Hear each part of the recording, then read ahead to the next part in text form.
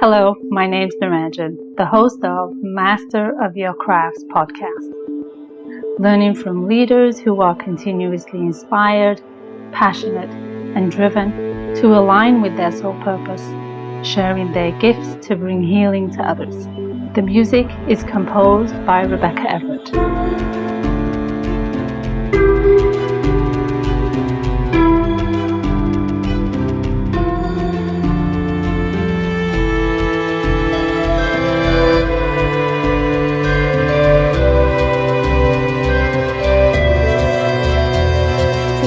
Episode number 131, and I had the pleasure of talking to Kyle Duford, an executive creative director, author, and thought leader, known for transforming companies into unforgettable brands through his leadership at The Brand Leader.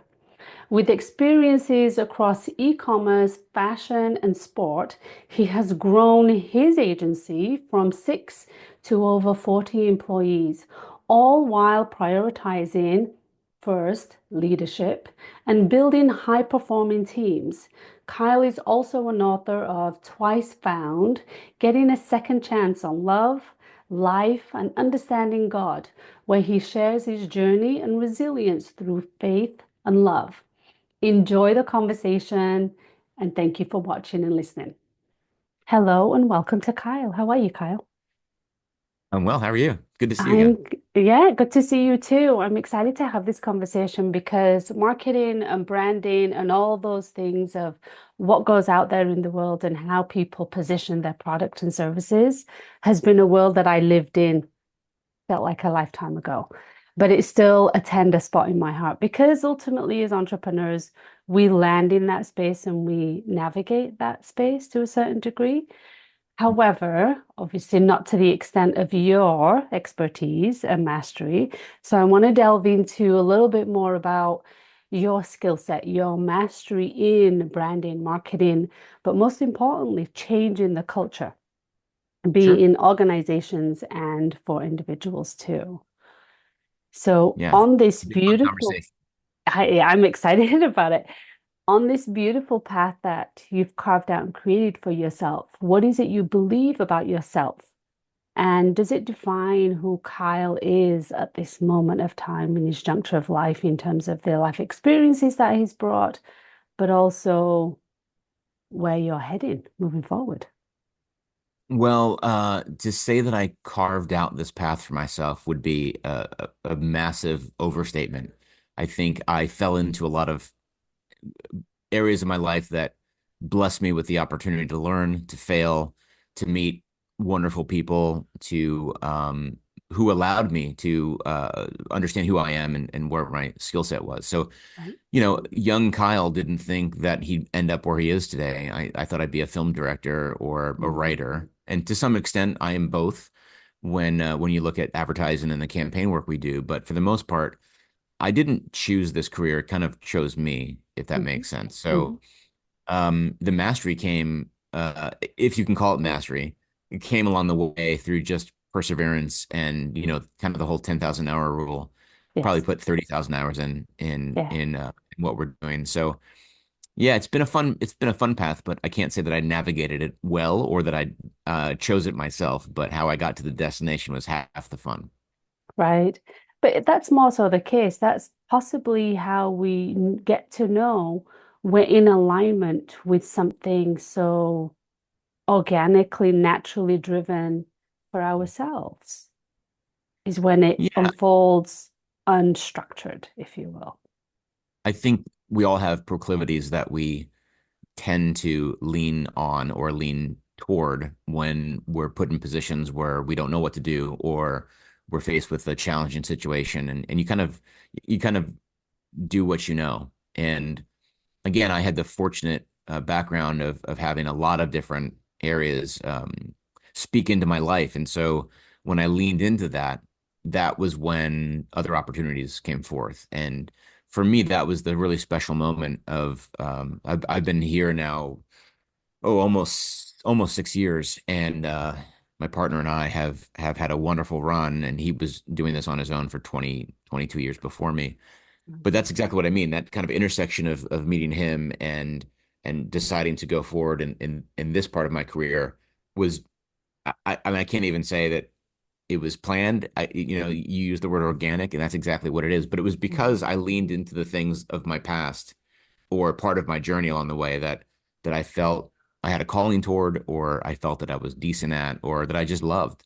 And for me, that was it was kind of when you say there's a fork in the woods, you choose the path Yeah. that least likely to, right? The For me, it was I've never chosen the easy way. I've never wanted to. I've always wanted to be different, and that was my own insecurities and shame growing up as a child. I've always wanted to think like, well, if I don't have X, Y, and Z, then I'm going to be different. And so I Right. never took the easy way out, and I always wanted to challenge myself, and I still challenge myself every day in Yeah. could be minute ways. And for this, it was an interesting leap from could I do what I love for businesses big and small, and and that was a really scary moment, Mm. and it's continually a scary moment. But again, leaning into what how I believe I've been created, what the talents that God has given me, and of course a massive, unbelievably talented team around me. That's really what I was like. Okay, we can do this. So I wish I could say I had a plan. I wish I could say that I knew we'd end up here. I can tell you that I'll probably end up here as far as my career goes, but I can't tell you how I got here. Mhm. I think that's the beautiful part of life. And that's the beautiful part of all these experiences that we get to have, be it with individuals or random people we get to meet at coffee shops, and it sparks a conversation, and that just tethers and leads into all beautiful organic synchronicities. I think Yeah, that's the magic of life. that's it. It's the synchronicities of life. It's these serendipitous moments of Right. I happen to be a Christian, and so I believe that God has Hmm. has might not orchestrate a plan. I'm not sure if there's a predestined fate Hmm. for people, but I do believe that if you lean into your faith, whatever it might be, there might be opportunities for you that you otherwise wouldn't have seen. And Right. so serendipity, fate, whatever you might call it, Hmm. has definitely led me in a way that, and sometimes uncomfortably. Right. Again, sometimes the challenge is not just the challenge of doing, but the challenge of going Hmm. and saying I'm going to be vulnerable while I go into that thing. And I've never Right. done that well, until recently, and Mhm. been able to look at my own failures and see how I could turn those into future successes. Sure. So it's yeah, Yeah. It's quite the ride. It's quite the journey that we all get to reflect on and marvel over, and maybe in, I want to say, in an element of joy or an element of nostalgia of, oh yeah, I remember that. That was really hard at the beginning and it was really difficult to go through that process. However, I can see what I gained and learned from that. absolutely. And I am made up of the failures of my past. I'm made up of the stories of my past. I'm kind of an amalgamation of all those things. The That's people, right. the places, the things, the That's right. workplaces, the brands, the whatever. Yeah. And you have to lean on that. And Yeah. for me especially, it's old friends, it's old experiences. It's meeting people once and realizing 20 years later you still have a connection and you're able to rekindle something, or you're able to work Mhm. together in a different way. I had just last week, I had a friend from high school. Well, we weren't even friends in high school. We were friends in junior high school, Mm. growing up outside Philadelphia in Pennsylvania. And he reached out to me on LinkedIn, and we decided to touch base. And I graduated 32 years ago from high school, and so I Oh, probably haven't spoken to him for 35, 36 years. yeah. And we Wow. immediately kind of picked up where we left off, and Nice. we might work together and do some really cool things for his company. And that's the being open to that, being Right. um, receptive to those Yes. moments. And I used to be very closed off. I used to not want. I'm like, that's from my past. I don't want to. And, Mm. and that was like I said, pride, shame, Hmm. Hmm. insecurities. Now Sure. it's like, hey, let's embrace Yes. those moments and see what we can do with them. And whether that's just a one-off moment and that's it, whether we get to work together, that's great. Whether we just become friends again, that's great. Whatever's there is there. But being open to that experience, I think 5, 6 years ago, I probably would have just not even responded to him. And so I think that's what I've learned is embrace what's been presented to you, however it's Mm-hmm. been presented to you. Mm-hmm. There's an opportunity every day. And Always. my wife's taught me a lot about that, and my children have taught me a lot about that. And so if you can model that for them, if you can Yeah, uh, have that modeled to you, then it's easy to lean into those moments. And it sure, is. are there things I'd want to do more than have an hour catch up with somebody? Yeah, of course. I look at my calendar, I'm like, I don't have time for this. But in the moment, Right. I'm like, gosh, I'm so happy I did this. Yeah, And yeah, looking back, I'm like, I'm so glad I did that. right. So it's always it's for me, my busyness tends to kind of overshadow those moments. And so I don't do it very well, but I try to sit in it when I'm in it, like this Mm-hmm. moment with you, Mm-hmm. silence everything, shut That's the right. door, and just kind of be present. And it's Mm-hmm. hard these days, but we It give it a is. shot. We do the best we can with what we've got ultimately, Mhm. right? That's right. Yeah. What was that tipping point for you? So you referenced it was maybe a little bit challenging and difficult for you to lean into your natural states, your Yeah. the pieces that you are naturally good at. And other people might have echoed to you that, hey, Kyle, you're really good at this. Or what Yeah, I was that didn't. tipping point for you to say, okay, all right, let me Let me, really lean into that's this and that's like, accept it? cue the worm can opening. The Yes. there was a very definitive moment in my life where that happened. But and I'll tell you that momentarily. I never I didn't grow up in a situation where it was very encouraging. Hmm. And it was from my father, there's a lot of fear. From my Hmm. mother, there's a lot of abandonment. And between the two, it kind of molded me into somebody who was very afraid to get close to people, very afraid to be honest with who I was. Mm. And that could be my emotions, that could have been my gifts, that could have been because I was never encouraged to be loving. That was definitely never modeled Right. to me. My Right. grandparents modeled that to me, and I spent a good deal of time with them. My brother and sister were quite older than me, and so they left the house when I was still very young. Mm. My dad had gone. My mom worked numerous jobs just to pay bills and to Right. help my brother and sister through school. But I think they had to do scholarships just to do that. So it was just a Mm. very fractured. I was the poster child of the 1980s latchkey kid, Mm. and I'd come home at 6 years old by myself with a key, in my Yeah. shoelace. Yeah. And that was very difficult to understand as an adult, looking back and realizing that was that wasn't me, that was done to me, or that was the environment I was forced to Sure. grow up in. But Sure. that kid, that young man, depending on what age I was, he felt that, this massive wound that couldn't be filled. So to cover that up, I just wore a mask everywhere. And so Sure.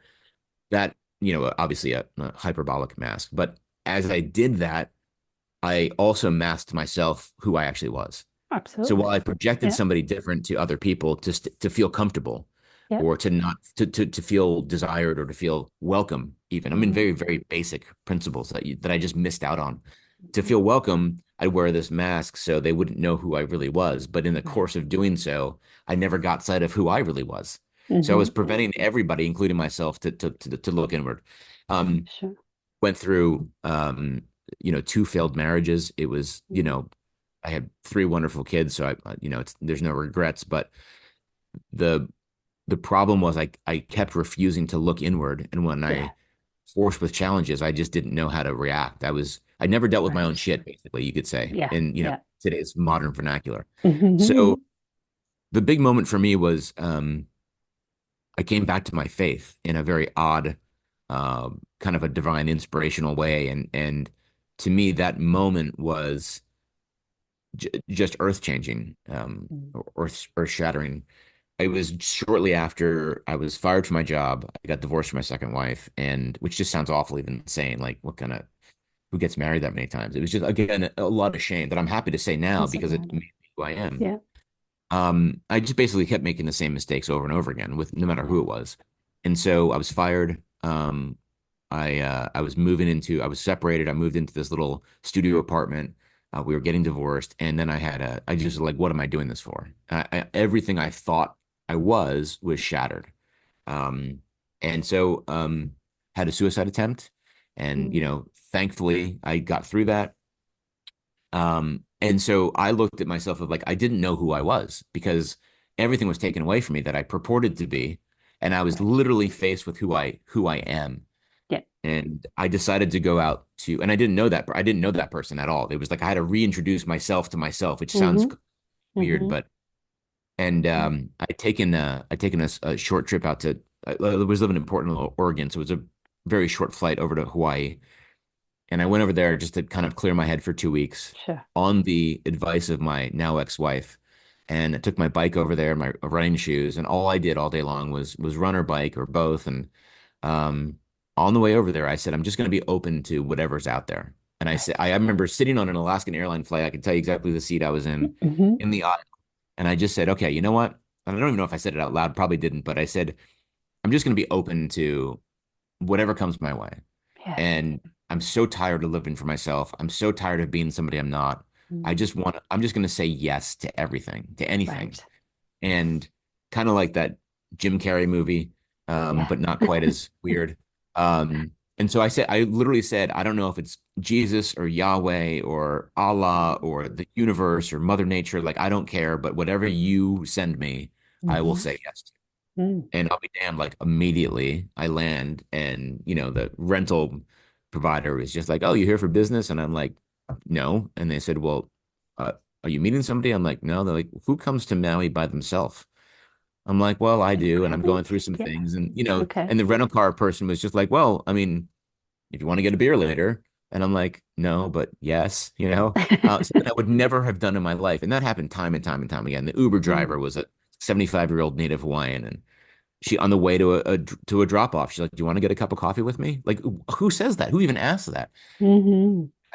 I said yes. Even in my head, Mm-hmm. I'm like, no, please don't make me do this. And what I found was that if you open yourself up, not only Yeah. do you find out about who you are, but you tend to discover really wonderful, unique people that That's right. otherwise you'd be closed off to. That's right. And through that process, I returned to my faith. And to me, it was a very defining moment where and I won't go into the detail, but at one moment, particularly a couple weeks after that, when I was very confused about still life and what my purpose was, and screaming at the sky, and I heard my answer from who I believe is the Lord, and I Mm. just decided, okay, I'm going to live my life this way instead. Mm-hmm. And it's so far, knock wood, it's worked. Yeah. It's a challenge every day. It's a up at dawn, go to sleep at night, try to Mm. all day long figure out who I am. Like I said, my wife is an amazing support, and she is she's my partner in everything, and I can rely on her, and I can be open with her. I can say I really struggled with today, things that would have been embarrassing to me or shameful in previous relationships. Um, yeah, so Yeah. that's really what happened to me, and Yeah. that has enabled me now to enter any situation, almost nearly every situation, and just be open and welcome and me, you know, and not worry about what people think of me, or Yeah. not worry about, like, because people are going to like you, people are going to not like you. Some people will hate you, some people will love you, and that's not up for me to decide. All I can do is present my authentic self. Yeah. A lot of Brene Brown reading, a Yes. lot of That's a right. lot of understanding what shame is and what shame Yeah. isn't, and what guilt is and what guilt isn't, and kind of persevering through that. And the end goal for me is more finding my authentic self than a destination of wealth or career or something. And along the way, maybe some of those things happen. Mm-hmm. Mm-hmm. It's quite a journey. Thank you for sharing. Yeah, it is a weird journey. It is, well, you didn't say weird. I said weird. It's for me, it's still, I still feel like I've been given a second chance, and maybe a 34th chance or 35th or maybe 102nd. Who knows? But for me, I really feel like, you know, and I'll try not to get emotional here, but in a shut garage door with my Jeep Wrangler running, um, Mm. and I'm not going to say that, there's been, my office has been devastated with suicide. I've had friends who have committed suicide. I've seen it. I've been part of it. I'm a Mm. huge advocate for men's mental health awareness.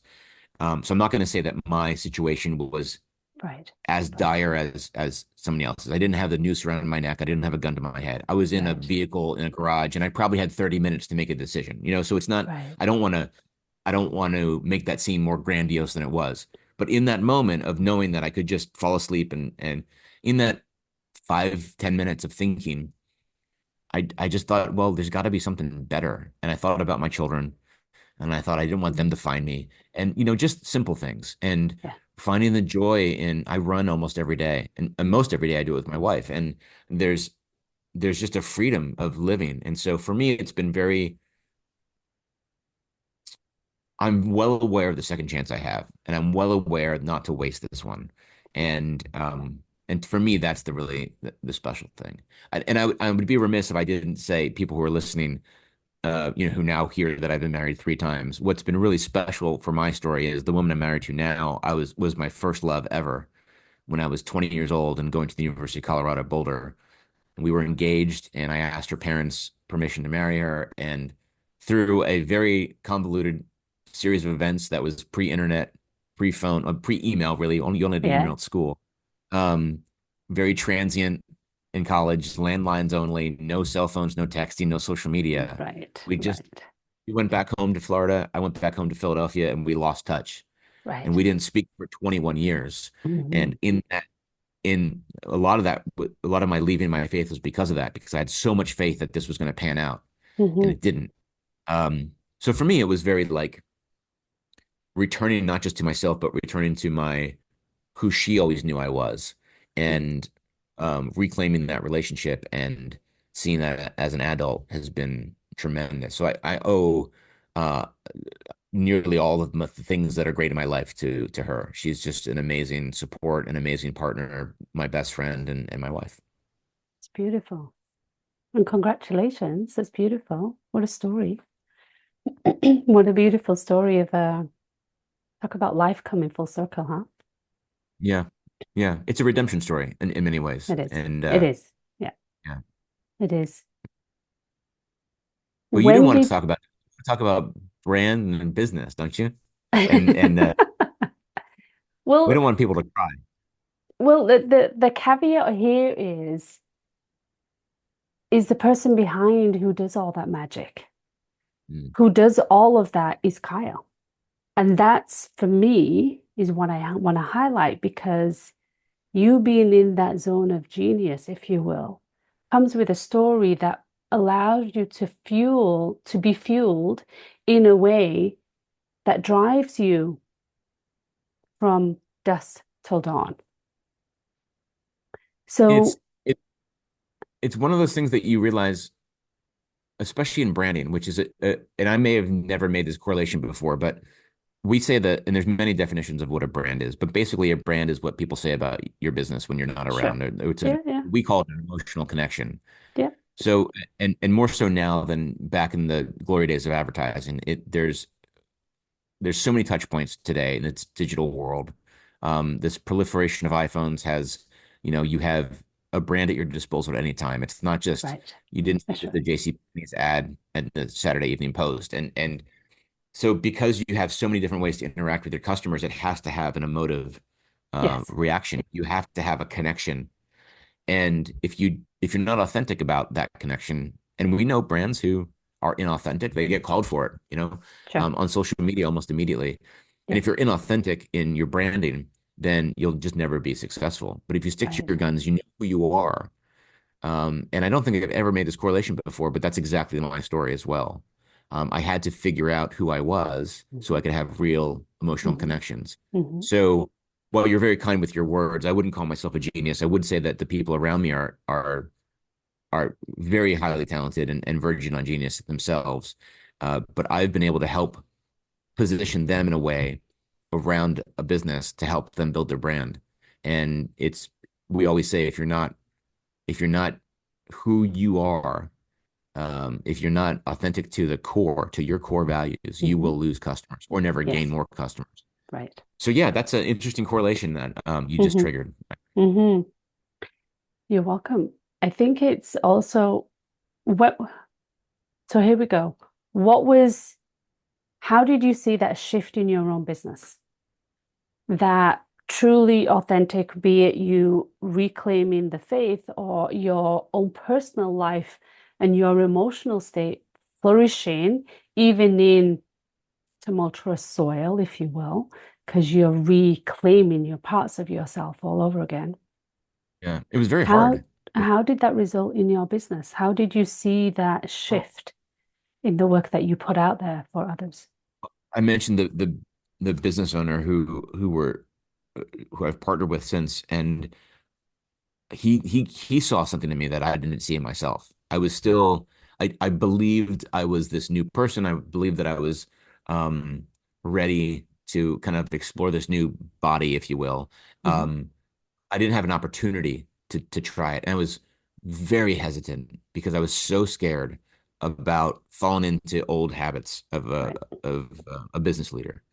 I had a really wonderful job at a very, very large brand that I sat at the senior executive leadership table, right next to the CEO who became a friend. And um, the pomposity I had, the arrogance I had of being, I worked for a British company and I was the youngest person and the only American. And so there was this kind of Mhm. like ego that I had always Mhm. had, again, covering up a lot of shame. Mhm. And so when I came here, when he kind of found me and we kind of, had our little talk, and it was like a 6 week courtship or something, and our wives met, and it was just a very special moment.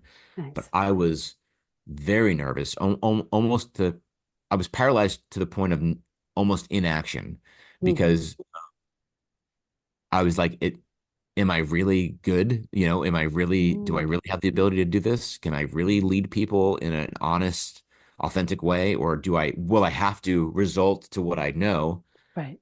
and treat people poorly and kind of rule with an iron fist kind of thing? Mhm. Mhm. Mhm. And it took a long time, to be honest. It took a really long time, probably 18 months or so before I really felt comfortable, really truly comfortable in this new role. Right. And when that happened, then kind of magic started to happen, where a balance of, my wife says all the time, she's a mental health therapist, and she says all the time that boundaries are kind, and it's kind to you and it's kind to somebody else. And so I had to realize that when somebody did something wrong, as we'd all do in Absolutely. business, Yeah.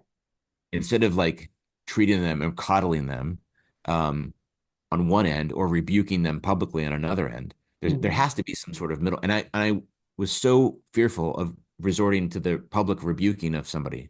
Mm. I didn't want to be that person anymore. I didn't want to be Right. a dick that I went too far the other side, and I was way Right. too. And I felt in some circumstances I was kind of walked over a little bit, Mhm. and Mhm. I really had to find the balance of how do you treat people with respect Yes. while respecting yourself. Yes. And that, so it was about 12 to 18 months. Maybe others here who have been with me the whole time here would maybe say something different. Some might say I haven't found the balance yet, but for me that was really the magical moment where I think we were able to really come to terms with why I'm really here and what I can really do, Mhm. and work with my partner, work with the team. We had a contentious relationship for a while. There's Right. things that I'm really good at that he's not, and there's things that he's really great at that I couldn't even hold a candle to. I don't even Right. understand. Right. And so it was us trying to find a parallel path where we could both be running the same race together. Mhm. And again, that was probably 24 months in, but Mm.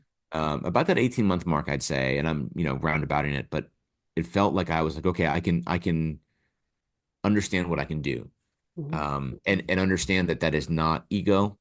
It's Mhm. just the way I was created, and there's Yeah. going to be things in this role even that I don't know how to do, and that's okay to Mhm. seek help. Mhm.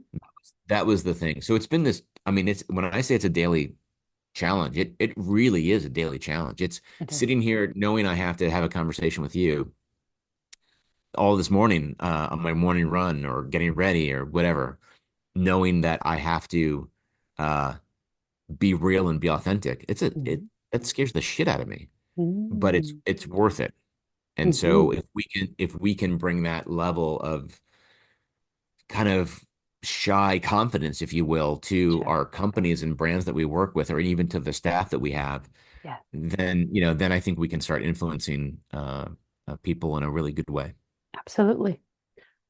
On that journey of the 18 months, and even maybe even now, what are the key attributes that you have harnessed or try to embody on a daily basis or have put into place that puts you in this space of, yes, I'm confident. I know what I'm doing. And even though I don't know what I'm doing, I'm still comfortable and I'm still going to do it anyways.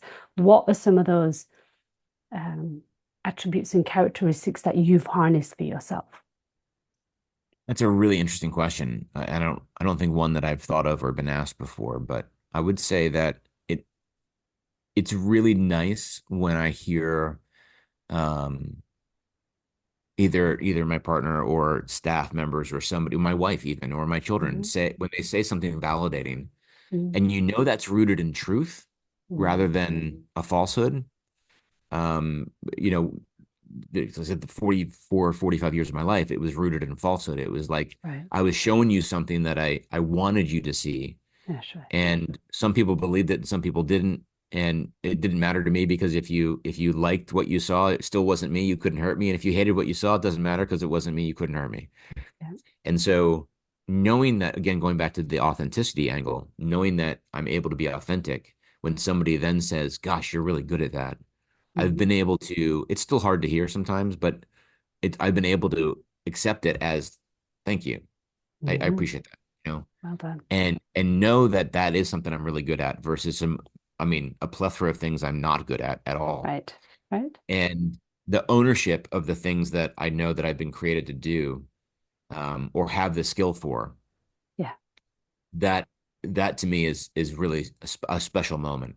So that's really how I get through the the challenging parts of the day is to be able to, even when I'm struggling and I know I have something big coming up or it's a presentation or a client's upset with us, my wife's able to say, remember to do these things. Don't do those things. You're not good at those Right. things. That's not who you are. Right. Right. Um, and so that's really where it's been useful. So the attributes I would say is a kind of acceptance.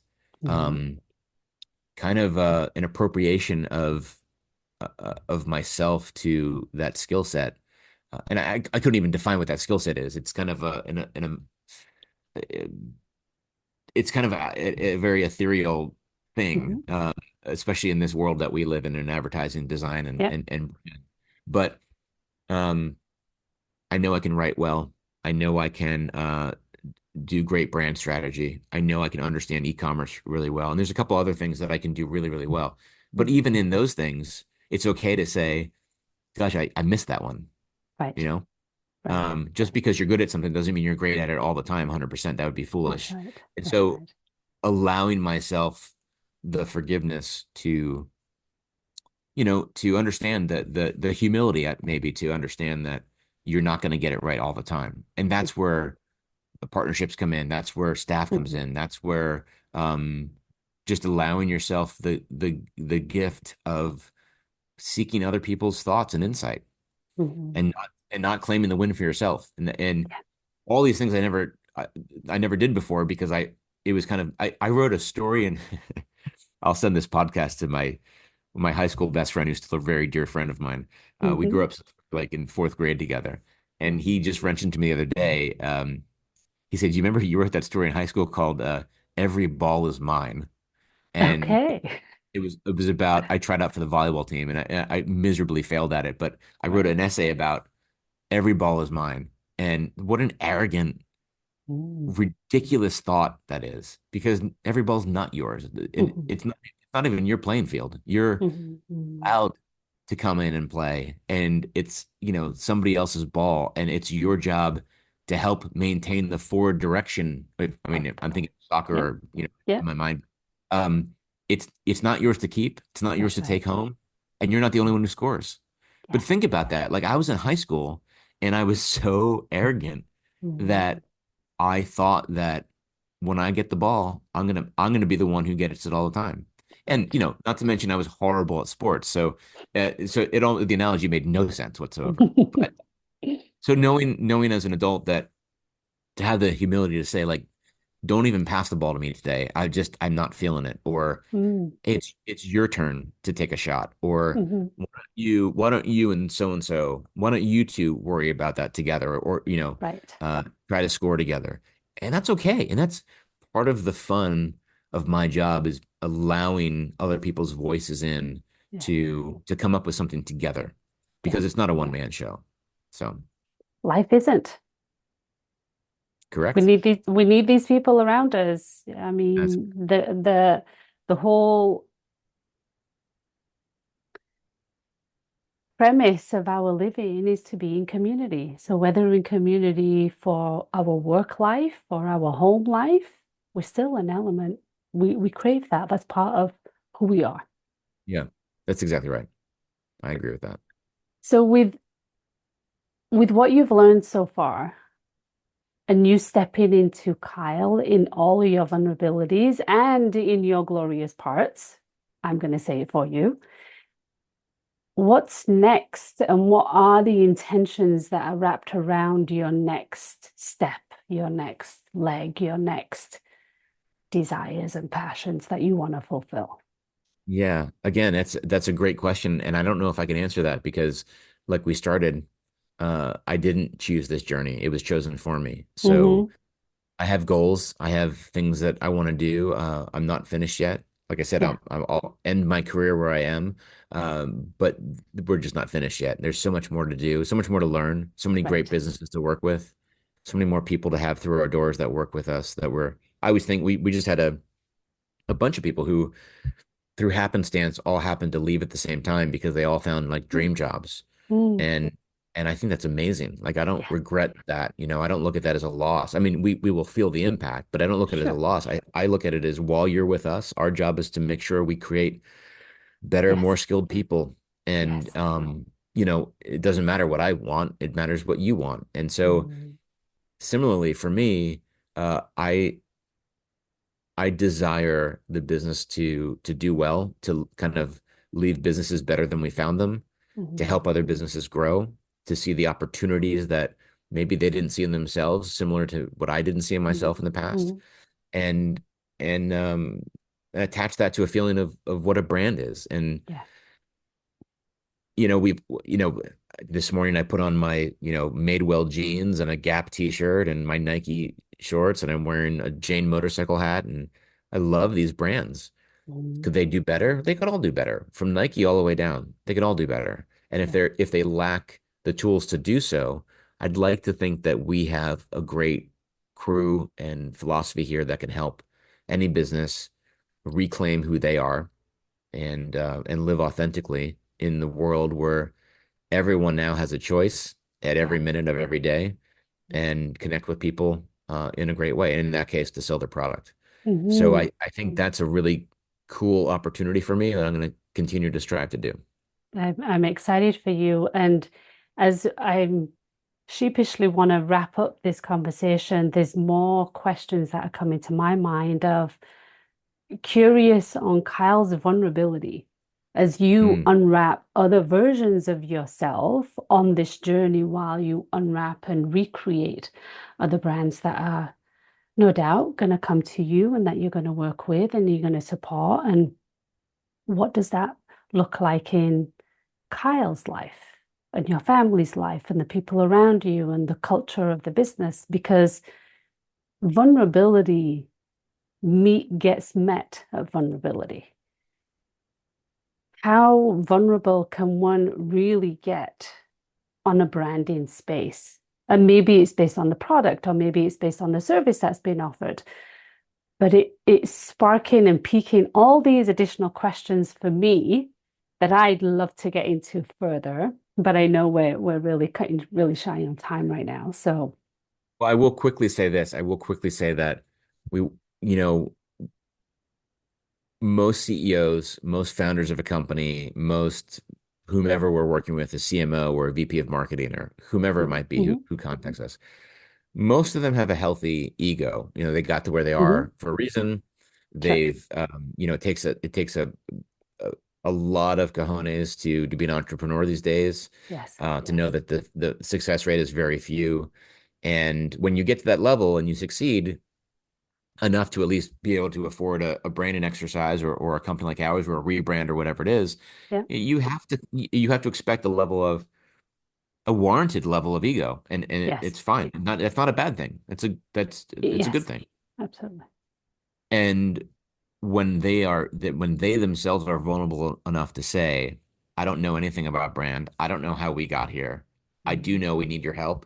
Mm. Gosh, that's fun Yes. because I get to then have the conversation that you just had with me Mm. about, well, let's help walk through that with you and let's That's right. help understand how you even doing that is your first step in the long journey of being authentic to Yes. your people, to your customers, to your potential customers. So Yeah.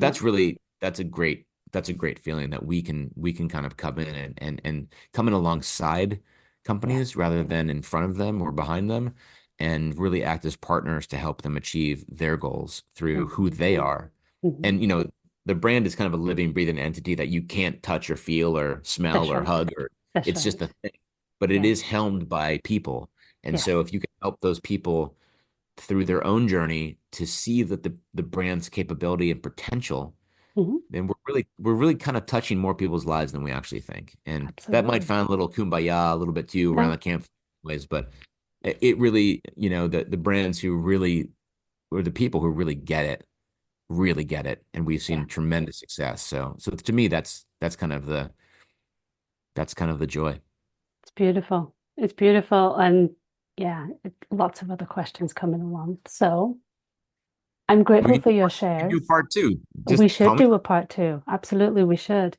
I'm grateful for all your shares, your vulnerability and all, and I'm excited for your path going forward in Thank whatever that leans into the business and in your personal life, your life with your relationship with your wife and the kids, and seeing that evolve in a very natural, beautiful way. I wish the best for you, Appreciate and I it. look forward to next time. So thank you so much, Kyle. Yes, my pleasure. It was good to see you, and thanks for the opportunity. You're welcome. I'm Naranjan, and you've been listening to Master of Your Crafts podcast.